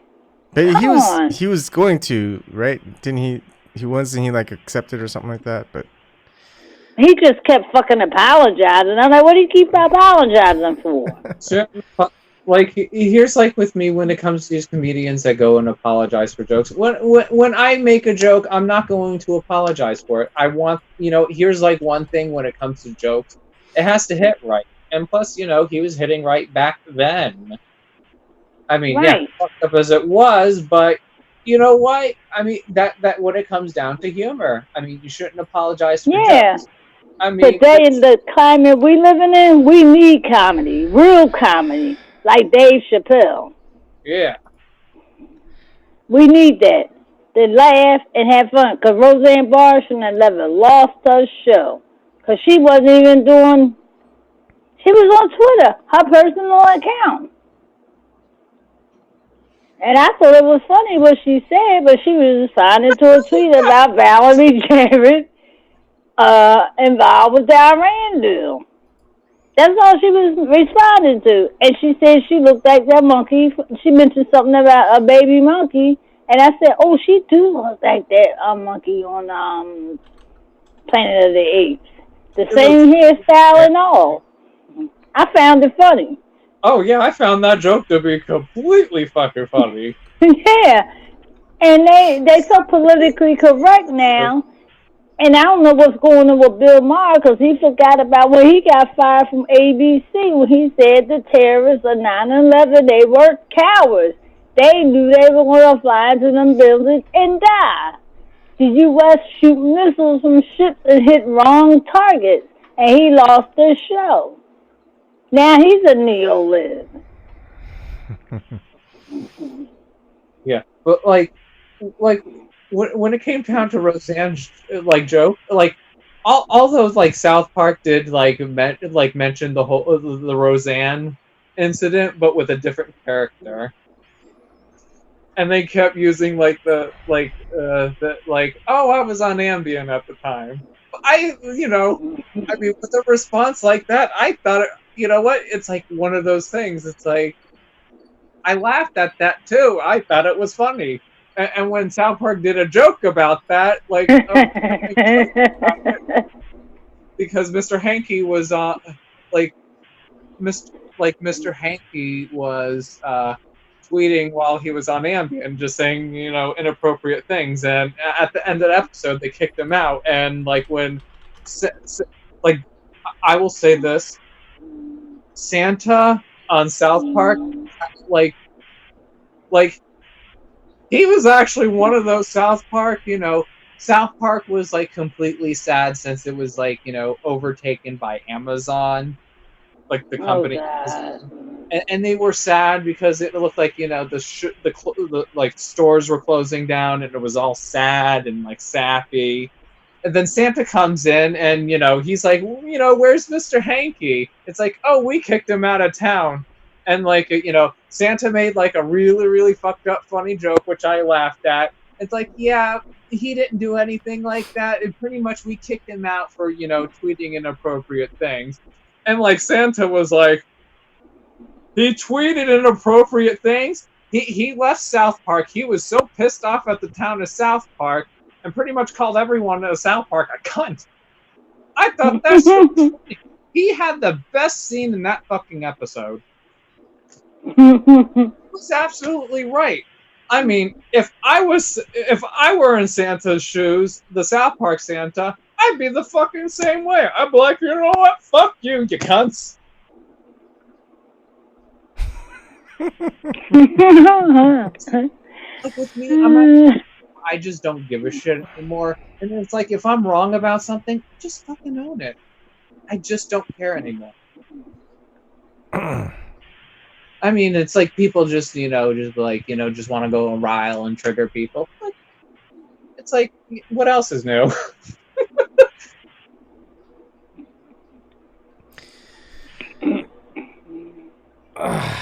Crazy times we're living in, huh? Oh, fuck yes, it is. It's so politically correct. You say certain things at the LGBT community, certain words you can't use, you get in trouble. I'm like, what the hell? Yeah, we got outrage culture these days.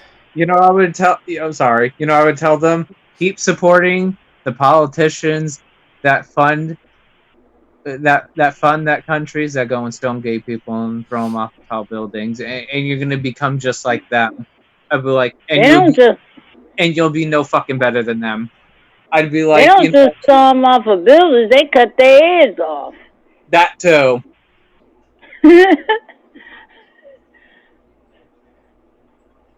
Because that's crazy. I'd be like, with me, I'm a, you know what? It's like no one's making that brutal argument that they're supporting those kind of people. I was like, then it's like those people that claim they're going to represent you, they just only want your vote. They don't give a fuck for you. They don't give a fuck if they take money from those countries that go and behead you, stone you to death, throw you off of tall buildings, placing you in jail for liking dick or pussy, whatever your preference is. That's what it's like. What the? It's like, and you're gonna be virtuous for these fucking people and not be fucking outraged about this fucking shit?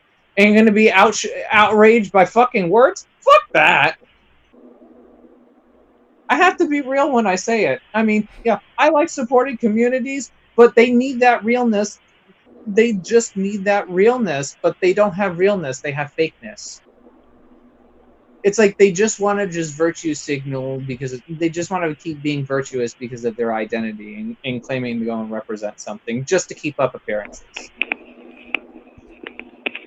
You know, in the 80s, I was going to a business school in Center City here in Philadelphia, and at 9th and Arch, it was all these fine men going in this building. It's like a club, and we were leaving class, and somebody said, "Oh, girl, you know them guys are gay." You couldn't even tell. You could not tell. They were nice-looking guys. And then to see these new ones come out, and they just out in the open, just flaunting it and stuff, and they're throwing it in our face. They even doing it in commercials and stuff. And teaching it in schools. Yeah, it's like it's like it's like the claiming of representation of their community is really truly destroying their own community. Like, it's like with people. I mean, they shouldn't care about based on whatever you do in the business in your room. That's your business. I mean, yeah. It's like with me, I don't care. I don't care what you do in a room. It's like, just if you want to be flaunty and self-righteous about it, I mean, yeah, go right ahead. But you're making other people who respect other people, although may disagree with another, but still have people, still have common stuff with common people that might disagree with them, but can actually agree with them on certain things. You're making those gay people look bad. Yeah, they are. Realize that. Because I was thinking about when the soap operas was on every station, ABC, CBS, and the heterosexuals, they were getting hot and heated on it. I'm like, God damn. You used to be able to be home with your kids and be able to watch it without all this crap going on. You couldn't even watch it around your children with the heterosexuals on TV. So why would I want to see gays kissing and stuff? I don't want to see them doing it either. And in bed. I don't want to see either. My grandma, I'm old school. My grandmother always taught me if you want to do that out in public, you need to go inside and go behind closed doors. Mm-hmm. Show respect for yourself. I mean, like the military has a policy on that. I wonder if they. Never mind. Yeah. That's all I gotta say.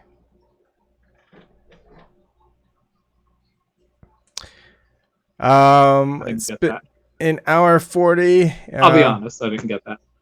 I think I'll go on for another 20 minutes. I mean, I don't want to stop y'all, but I've been kind of tired this week. Like with me, I have actually been getting like less sleep since I've getting the room done. But I've been running on like high and low energy. Like it's been on and off for the past. I'm gonna say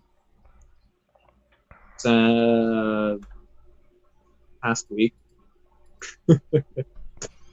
Go out and get some more sun while it's still around. Oh wait, Florida always is sunny, huh? I guess you don't have to worry about that. Yeah, here it gets pretty dreary in the winter. Yeah. Hey, Eric, the hurricane didn't hit you guys, did it? No, we just got the bands and stuff. Yeah, we just got the winds today and some light rain. Yeah, I mean it's. I just think it's another conspiracy theory where they like to focus on like all these natural weather disasters or weather disasters and stuff. I don't think they're natural. Yeah, well, that's that. I think they pushing it.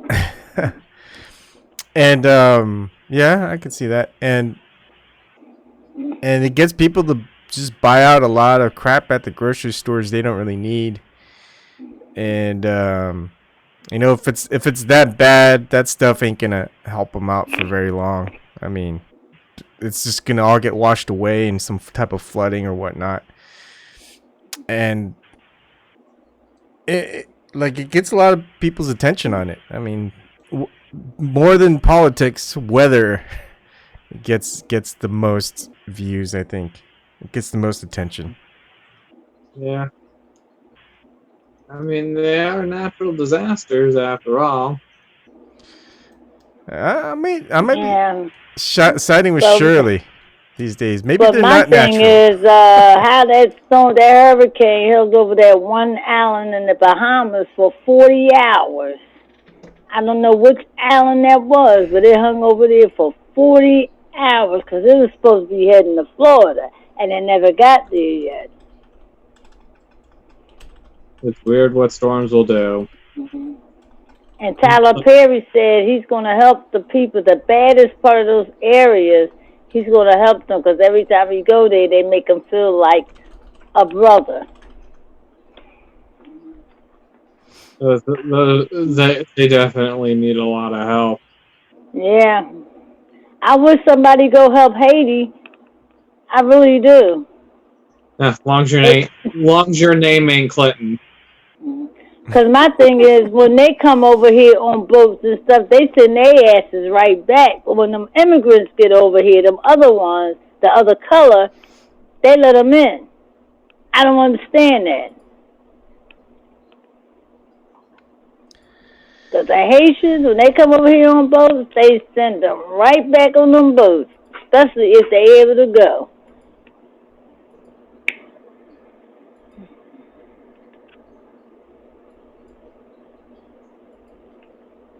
And I believe the Democrats want them immigrants here to make them the new blacks so they can vote for them. Oh Yep, yeah. the Democrats do. Also, the Republican Party does this too. I mean, it's both sides. They just use them. They use they use immigrants and refugees as a voter bloc. I mean, it's like, why aren't these people out protesting? Like, hey, can you stop bombing my fucking countries and let me go back and resume and mind your own fucking business? My thing is, go ahead, Eric. Because that's the way I actually do it. Like with me, that's actually the way I actually do see it and do think about it. And it's like they're using the taxpayers' dollars to go and bomb other countries, and keep continuously bombing them with our taxpayer dollars. That shouldn't go to the shit anyway. And they use and they use up the social safety nets just to keep these refugees in here and just keep using it on the expense on the taxpayers, just by bombing countries and using up our own sources while doing that at the same time.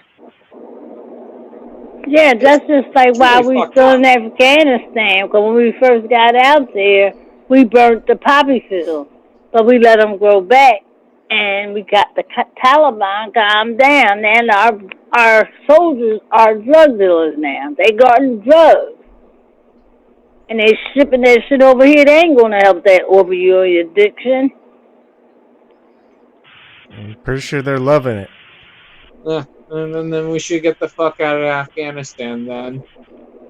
We should have been out of there. We shouldn't have even been there to begin with. No. Mm-hmm. And I don't even know if that's Osama bin Laden they really killed either.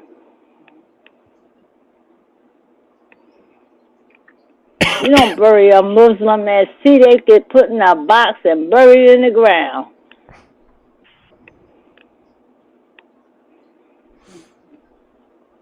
Oh man. All right, let's. Hey, Evan, are you trying to catch a cold? Am I trying to catch a cold? Mhm. Why would I want to catch a cold? No, I thought I heard you sniffling. I was kind of coughing. Oh. But no, I don't think I'm getting cold. I haven't really been sick for a long time since I've been in Nebraska, which is interesting. I need to lose some weight though. I'm trying to. I think I want to try to lose 30 pounds and see how that goes. That'll put me in the same weight. Oh, go ahead. I wish you the best of luck on that. And plus, there's so many alternatives that could actually, help you out. Like water and apple cider vinegar can help out with that too. Warm water, and honey. I heard is something to try out. So I'll see if it works or not. Maybe it's just a placebo. We'll see. So. Or just have some green tea and a tiny bit of honey. That works too. That works too. Yeah. Like a little bit of honey and some green tea and a cinnamon stick. That will just work wonders.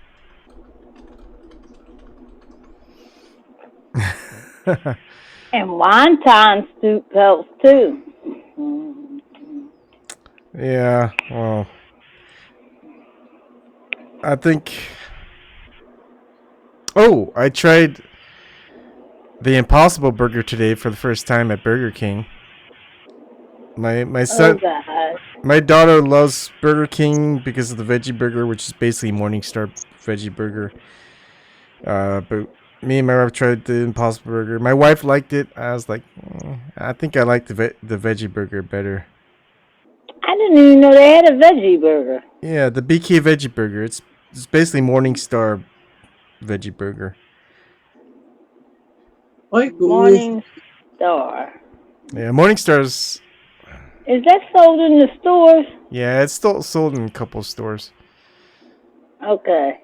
They got some pretty good products. I like their stuff. But I don't know. I tried not to eat their stuff as much. I'm trying to go a lot more natural. Sorry? I would actually try to see if there's any kind of recipes online for homemade veggie burgers where you could just use the pure vegetables instead of all that processed stuff that they can go and use. That I'm sure that there is a certain way where you could actually make it like a burger, but it's still vegetable. Yeah, my wife has made it a couple of times. She's made black bean burgers. She's made some other stuff, and it's all right. I mean, I just don't like burgers much in general. So me, I'm a burger eater, whether it's a veggie burger or a veggie burger. Yeah. I mean, the burger and cheese and buns really doesn't help the taste out. It's usually just like the other stuff where there's the mayo and the ketchup and the lettuce. Put lettuce, onion, tomato, pepper, whatever kind of peppers there are. You can make a really awesome burger out of that. Yeah. Everyone can make a good vegan burger. You got to find somebody who can make a real good vegan burger. I've tried some vegan burgers, and they've been okay. Like again, I'm not big into burgers, but I mean, in Omaha there used to be a vegan place that was pretty good, and they had this. It's not tofu. It's the other thing. Gosh, what's that called? It's not seitan. Let's process something similar.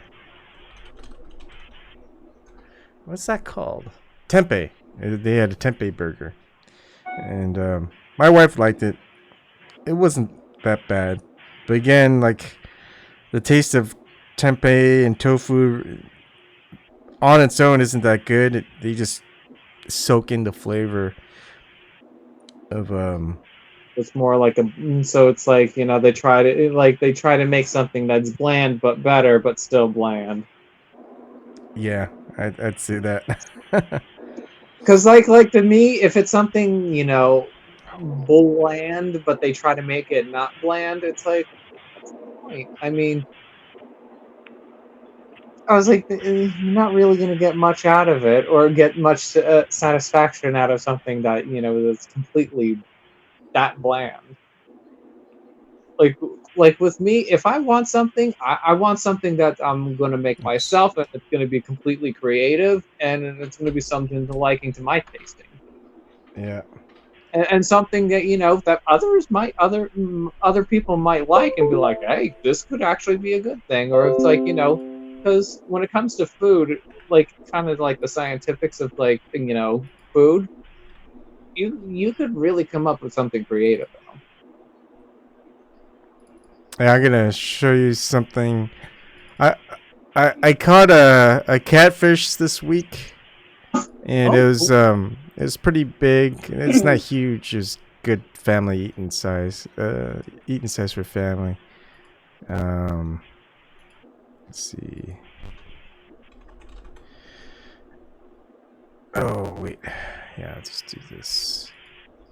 I caught a walleye that was bigger than it, but unfortunately, it got off my hook. But here, I'll show some pictures. You're gonna have to see the pictures on YouTube. Yeah. oh, I have it ready for YouTube. All right.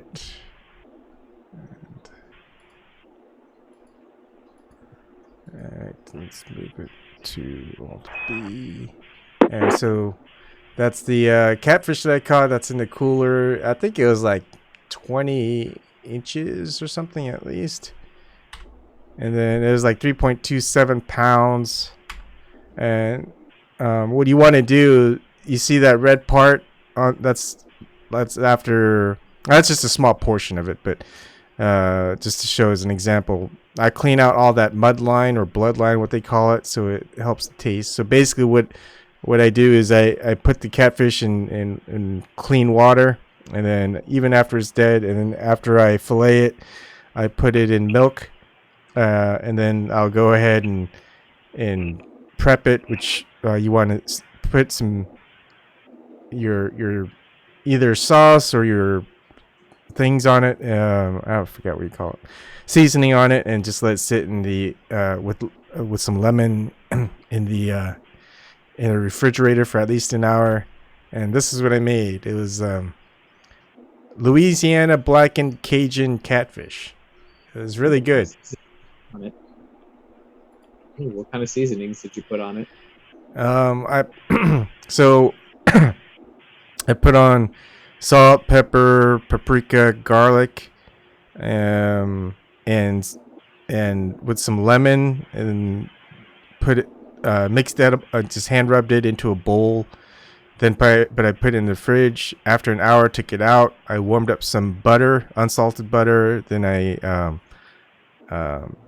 pasted it with the melted butter, and then I put in more of the mix, but without the salt, and added in some like really hot pepper stuff, and then put it on on a what was that called? Cast iron skillet, and put it on for 3 minutes on high, and then turn it over, put it on 3 minutes on the other side, and it was with some sunflower oil on the skillet. It was really good. You get that spiciness and you get that flavor, and I really liked it. I mean, I'm more of a trout guy, but after trying, I like spicy stuff. So Same here. yeah. I don't. Oh man, you're missing out, Shirley. I ain't missing out. I don't want my mouth burning trying to enjoy my damn food. Yeah. I mean, I really like cooking. I mean, my wife loves to cook, but I like cooking just because the flavor of the food. My wife just likes cooking because she just likes following recipes and like yeah, it's just the different reasons why we like cooking. But I like the end of it. You know, get to eat what I prepare. But anyways, that's something I'm probably gonna share on Monday. Fish talk. I missed it last week, but it was good. I should. What I want to do is, if I had more time, is do like a catch and cook. You know, do more of those where I catch it and then I'll just cook it nearby. You know, on like a portable stove, or just find a place where I can have an open fire, which is kind of hard these days. You're not allowed to have a lot of open fires. Now, Evan, you know you have to watch what seafood you get now from different places. Yeah, I mean, catfish though are always in pretty unclean, murky water, and you can still filter them out. And you know, it's not like I eat a lot of it. The reason I ate this one is because I actually hooked it in its eye and not in its mouth. So I felt like, you know, I don't know how well catfish will survive with one eye. And I was like, I'll just eat it. But most of the time, most of the fish that I eat is trout anyways. This is just to try a recipe as well. And trout, I guess there was a Caribbean jerked trout recipe that I did a long while ago. I might do it again. That was really good. I eat fish, but I'm not a big fish eater. Yeah. How do you like the fish, or what kind of fish? I like this, it's called lemon soleil, but they call it something different now. And it's a fillet. I get it that's unsustainable. And I use egg, flour, panko bread, and I fry it. And it's not long, but it's so good. It is so good. Do you? My granddaughter even like it. Do you cook it, or do you get it from somewhere? No, I cook it my damn self. Oh, okay. Yeah, I love cooking. Hey, you gotta share some recipes with me, Shirley. We gotta have like a cooking recipe night. I love cooking. Yeah. Because unfortunately, I found out because I went to my daughter's baby shower like a month ago. No, it was 2 months ago, and everybody thought I was sick. And I'm like, what are everybody talking about? They said, you getting darker. I'm like, huh? So I went to a new rheumatologist because, you know, I have discoid lupus. It's just of the skin. Mm-hmm. So the rheumatologist asked me, well, what the hell are you doing here? I'm like, I'm here because I have lupus, and I'm told I have to see a rheumatologist. I said, I can't afford it. My old rheumatologist, he doesn't take my insurance. So he just kept asking me, are you in pain? Are you in pain? I'm like, no. And he said, do you cook? I said, I love cooking. He said, do you clean up the house and stuff? He said, yeah. I said, yeah. So he said, I don't know why they put you on this medicine. It was Plaquenil for lupus, and it's an arthritic medicine. I've been taking that for 7 years. It has done so much stuff to my body. And I had emailed the doctor and asked him, can I just stop taking it, or I had to wean myself off of it. He said, just stop taking it. Wow. And I shouldn't have been on it at all, because even when I get my blood work done, the lupus strain does not even show up in my blood work, and that's good, because I won't get the systemic lupus. My mom has that. She was in pain, so she has to take that medicine. I didn't have to take it. I don't know why they ever put me on it. You got to be careful about these doctors today. Yeah. Because my old doctor, he retired. Because I said, why did you stop teaching at Drexel? He was like, because them young students, these young kids, they think they know everything and don't want to learn nothing, they don't want to listen. I stopped teaching. And then he left Drexel, and coming to find out the hospital that was affiliated with it, they filed for bankruptcy and they closing. And he said, I saw it coming when that private company took over their hospital, and I knew it was going to go down. That place was filthy. And he retired. He went to another hospital. I went to see him for 1 year, and I just because I wasn't on that medicine for so long, 7 years, and it takes a long time. It made my skin darker, really dark. Yeah. Like for me, like every time I go to check up, my triglyceride count's high. It's just a problem with Asians, Koreans, I guess. But otherwise, like I'm always perfectly healthy. They go, oh, your blood pressure's good, your heart rate's good, everything's good. I think, and you know, I've tried medication once back in Somerville, Massachusetts, like 5 years ago, and I started getting like tinglings in my palm of my hands, so I stopped. So I have some type of allergic reaction to them or something. But you know, I tried changing my diet; it didn't help, and you know, doctors are like confused as to like what it is. And so the doctor I went to is like, he was like recommended all these extra tests, and I was like, look, I've had this for a long while now. I'm pretty healthy. And he goes, well, yeah, all that stuff is expensive, and if you've already gone through, you don't need it. So he's like, just lose weight. And I'm like, okay. So that's why I'm trying to lose weight. And I think if you're cooking, it's gonna be better. You know the stuff that you're putting into it and stuff. Yeah, and where you buy your food from too, and what you buy.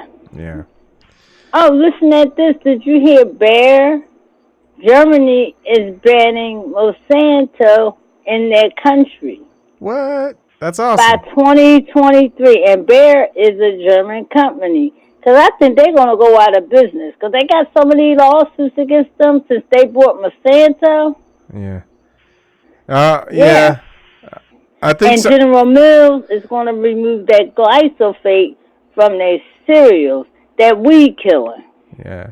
Well, what usually happens, corporations kind of know how to go around everything. They'll declare bankruptcy, and then they'll just get bought by another company, and then that other company isn't liable for the previous company's malfeasance and things like that. So that's probably what we'll end up seeing. It's like they'll be like, oh yeah, we're gonna ban Monsanto. Then they're gonna spend all this money on probably like making themselves look, you know, just have like a new version or just a different name for their products. I don't know. They're gonna do something or something and different. And LBRY was the company that made up a drug for hemophiliacs, and it had HIV in it. I guess back in the 80s when it first broke out. And they all kept telling us, oh, that comes from gays. It didn't come from no damn gays. Y'all made that shit up. Y'all made up the syphilis for the Tuskegee Airmen. Y'all can make anything. Yeah. All right. Anyways, gay people. Good day. Good night. What are your thoughts on cooking night? Should we do like on a Tuesday night or Wednesday night? What works for you guys? Tuesday night Any cooking. night for me. And what Well, night? no, not Monday or Wednesday. All right, Tuesday. Let's do Tuesday cooking nights. Okay, I don't have nothing on Tuesday or Thursday. We'll do a share your recipe night. So like I'll. Oh, I ain't got a whole bunch of recipes now. Everything is in my head. My grandma's always taught me a good cook. She don't need to measure. She just needs to know how to work it. I mean, and yeah, I'm kind of the same way. Unless I'm baking, like baking is very specific with measurement. But like cooking, I'm just kind of grabbing a pinchful and going, I'll do more, right? And then I'll taste it. You know, a lot of it is just tasting it while you're cooking. It's a lot about technique. And then you be too full by dinner time to eat it. All the tasting. Yeah, that's what a lot of cooks don't do, and that's what my wife never did. And I keep telling her, you just gotta taste it. Like, because you may have critics over your house that gonna eat it, and you ain't never tasted. I won't eat nobody's food if they didn't taste it. Yeah, I know.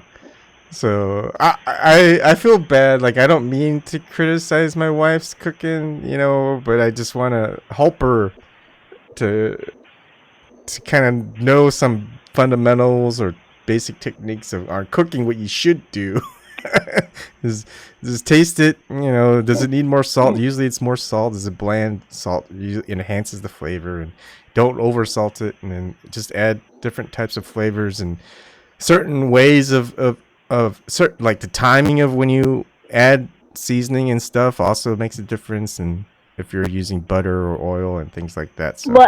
Well, Ebba, have I watched Restaurant Impossible? Oh yeah, me and my wife used to watch that all the time. Yeah, she knew. Because he's back on again.